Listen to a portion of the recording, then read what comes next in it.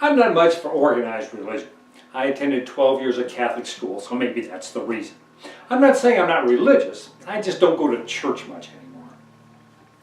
I've always been a doubter. When Sister Mary Holywater was teaching us about having faith, I was the kid in the back of the room who asked the question she couldn't answer and ended up getting whacked on the knuckles for being a preteen heretic.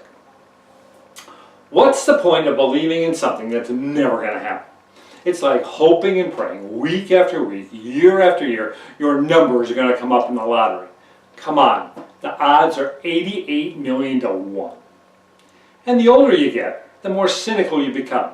You've been disappointed so many times, it just gets harder and harder to keep the faith. One tool many religions use to get past the unanswerable questions concerning faith is the existence of the miracle. A miracle is something that can't happen. Rising from the dead, walking on water, or Jerry Falwell curing a guy with terminal cancer during one of his pledge drives. I will admit, I did wish and pray once to turn water into wine. Actually water into beer, when we ran out during the fourth quarter of the Super Bowl and nobody wanted to go to the store. No, I've never been much on believing in miracles. Well, until now. Because I've seen the light. Become a true believer. Because I have witnessed an actual miracle. A true, indisputable, seen by other eyes as well as mine miracle. It was an occurrence impossible for decades to imagine. So far out of the realm of reason, it became more of a bad joke than a belief. A miracle of a magnitude so great, it would unite millions of people of all races, creeds, and colors. A miracle was taking place in a land far, far away from me.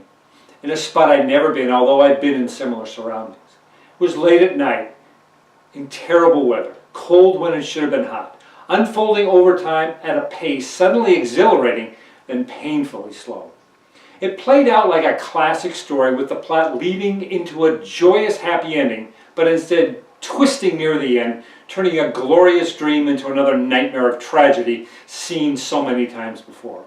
And as it happened, I couldn't believe my eyes, nor could thousands of others. Some sat dumbfounded in disbelief, while others came close to actual rapture.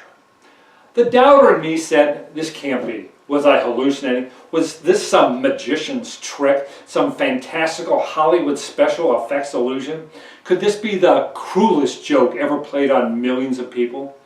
No. It was happening. It was real. It was now. And it was restoring my faith in truth, justice, and the American way. And it was wonderful, because the impossible had become reality right before my very eyes. The Chicago Cubs had won the World Series.